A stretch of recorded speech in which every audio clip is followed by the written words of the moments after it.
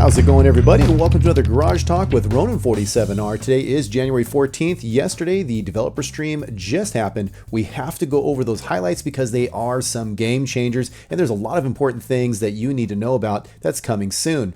But before we get started on that, let's start this party right. Check this out. Dun, dun, dun, dun, dun, dun.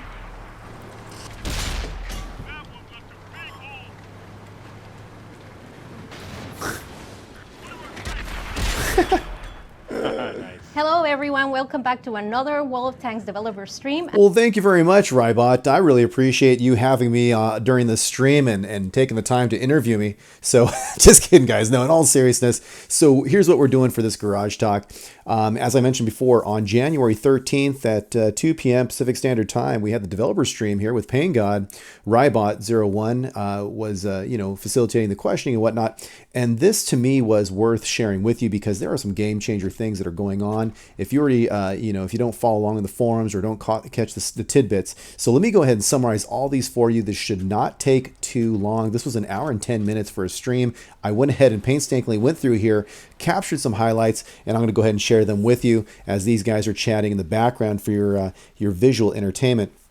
So what's one of the things that's really interesting here, just kind of going down the line as they appeared in the stream, is that they were talking about the tank bowl that is coming out, and there's a big emphasis for 2017 that the developers are working on things for the competitive side of World of Tanks, and they also said they're doing this to help retain the veterans or the folks that have been around for a few years now.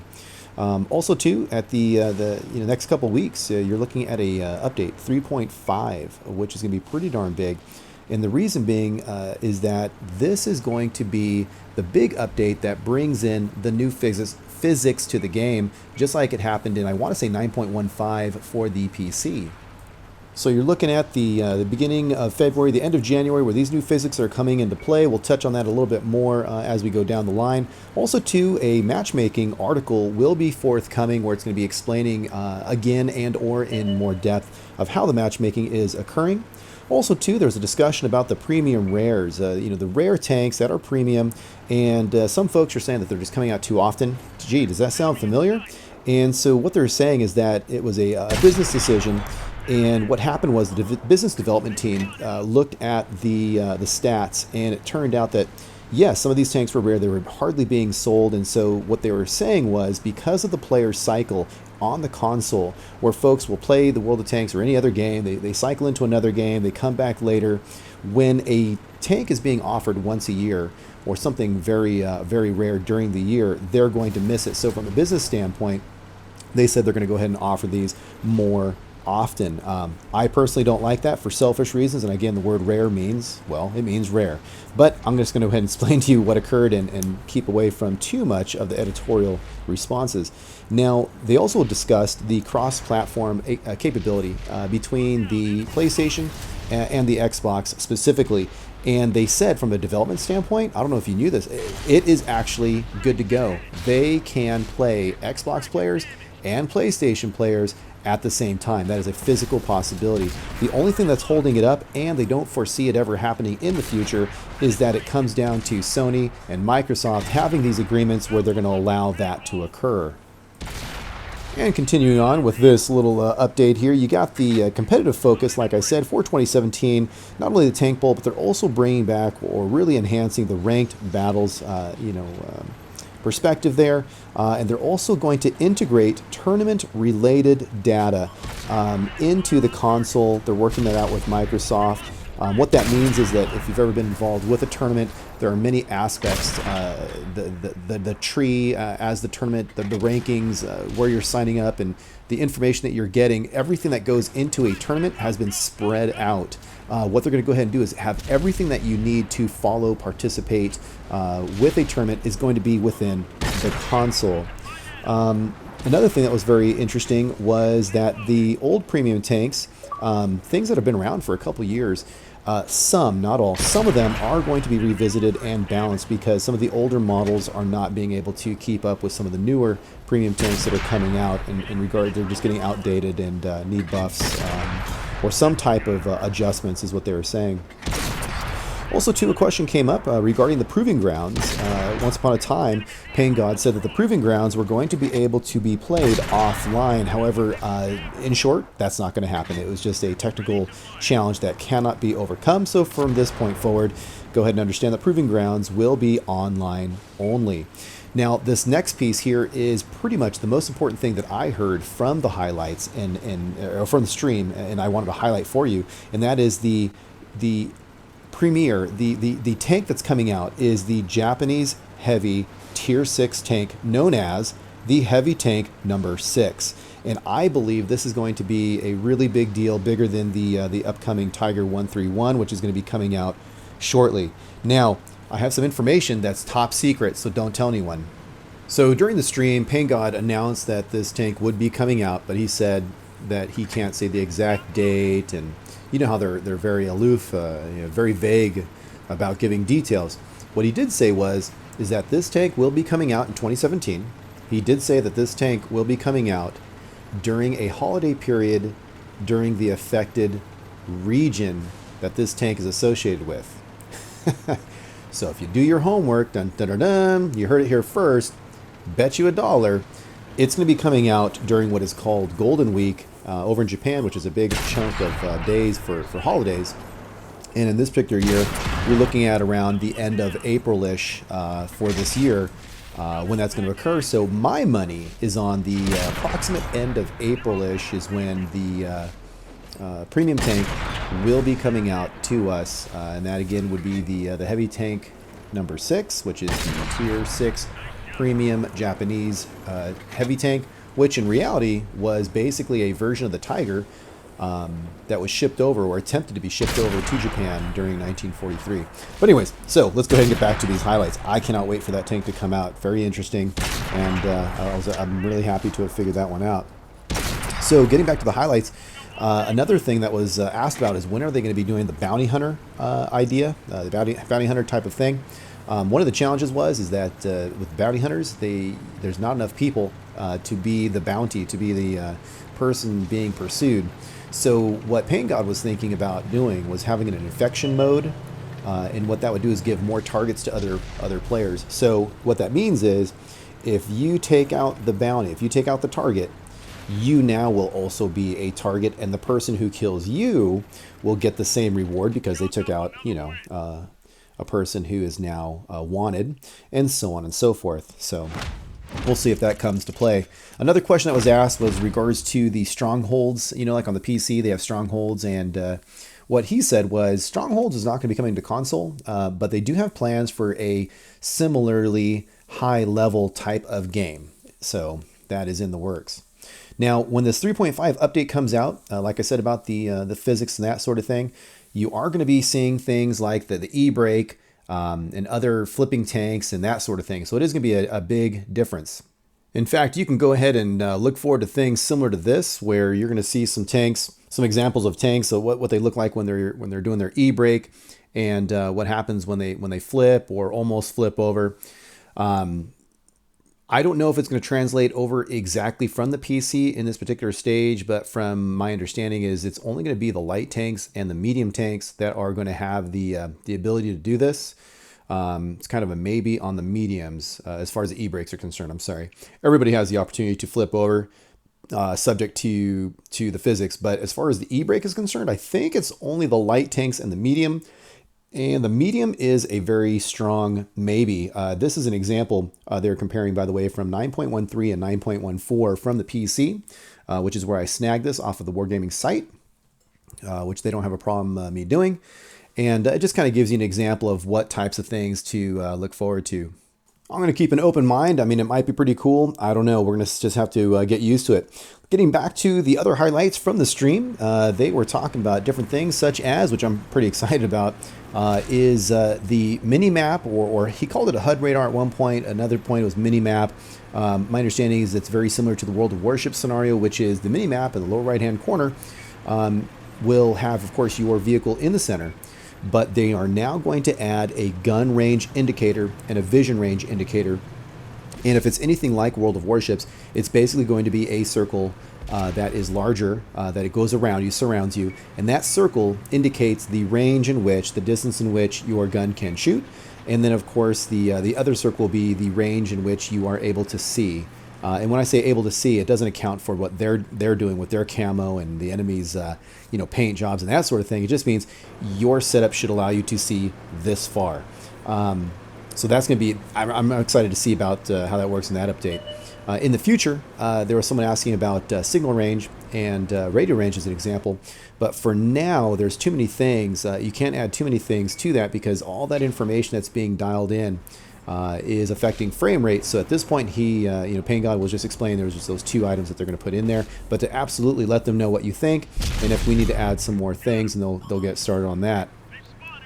So another aspect that came up was there was a change to the spectator mode. Instead of just following tanks around, they said there are set points on the map where they believe action should be occurring that allows you to go to as well. Now, because they said that, I'm thinking it was during regular gameplay. Also, too, I was hearing something about training room. So my question is it training room only? Because you could already fly around, so why would you need a set point? Unless you're trying to make it a little easier with I don't know. I'm hoping that it's going to occur and not just in training rooms, but also in the regular gameplay. Another question came up regarding the gold giveaway. They want to have the opportunity. Players wanted the opportunity to win gold, and what they said is that the agreement with Microsoft or PlayStation, whoever it is that that's seeing this video or listening to the stream, it's the actual company there that you give money to. And they're the ones that are actually giving you the gold, not the company itself. And so they'd have to work out some sort of contract with the platform to get around that because apparently they frown on wargaming giving away gold. Another thing that I'm really excited about, though, is the nation voices. In 2017, time unspecified, is the nation voices are going to be coming to console. Now, check this out, right? This is a little top secret thing, too, that they let slip through. So at one stage of the game, of the stream, they're explaining how there's going to be nation voices. That's a done deal. But someone asked about female voices, and he said maybe, right? Then later on in the stream, he was saying, I can't tell you who, but the person who's doing the English-speaking voice for the female is in our office. So, duh, they're definitely going to have female voices. So that's going to be pretty cool, too. There's going to be some French updates to the French line, and that's going to be happening early summer, which may be May or June. And this one is super huge. They are going to have a replay system sometime in the future, not the near future. It's simply in the works. In fact, next week they're having some folks from Europe come over that are going to be discussing that. So it's actually very, very seriously being looked at, and it's linked to the necessity. It's being driven not by just players wanting it, but also because they feel it's important to have because of the tournament aspect, the competitive side, and that's what's really driving this. Also, a question came up about reward systems, similar to World of Warships, where you get some crates delivered to you and you get to open them up randomly and you get some random goodies. To me, they're just like op drops. They said they've tried it in the past for World of Tanks, but it did not work out well. So they're going to go ahead and skip that for now and start over looking at that. Another question was about the XP to crew XP conversion, and it is in the planning stages, but nothing more than that. Question about new equipment and new consumables being available, and they are in the works on that as well. That sounded like it was something definitely coming down the pipe, more on the for sure side than a soon trademark maybe aspect. Also, too, we are going to be getting the Czech line, and that's going to be coming out pretty soon. Guesstimated time frame would be maybe about a month and a half is my guesstimation. I do not think it's coming exactly with the 3.5. I could be wrong, but I believe it's going to be about a month and a half from now.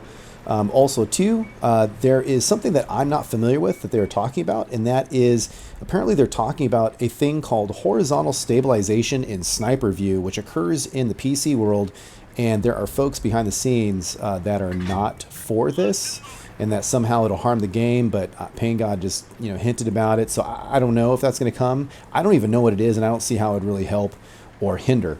Also, too, when it comes to matchmaking, The future of matchmaking. Now get this. This is a really big deal. The future of matchmaking is going to come down to things like looking at the packages that the tanks have. Not like right now, it's just classes and tiers, right?